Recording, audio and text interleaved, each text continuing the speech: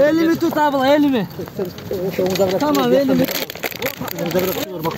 Hayda varak, hayda varak. Geçersin, ben de geçtim buradan. Evet, böyle. Vuruz. Fatih beni çağırma. Beni tartma beni. Beni kırma tek. Gidersin abla. Derece. Sol elle. Tamam. Git. Arkadaşlar herkes gelin. Kim olduğunu gelin. Geri. İyi mi abi? Genç istemez. Onlar. Al arkadaşlar. Özümüz dostlarlar da var. Girişte gelebilir. Allah!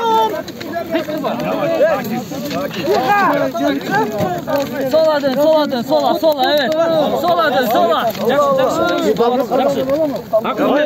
Kolun çözüme çoy bu. Akırın. Kırgızstan! Akın çıkma. Tiha! Bu tarafa. Ver. Bismillah. Çıkma. Nasıl kazandı? İttirdin ya. İttir. Geri. Abi boyunluk. Çök.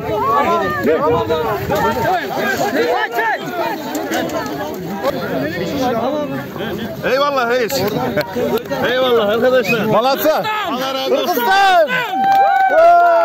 Kırgızstan. Kırgızstan.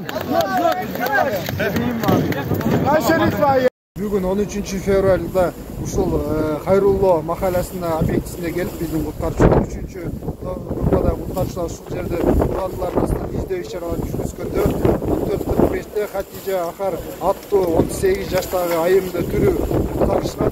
Кыча маалыматты байырдаган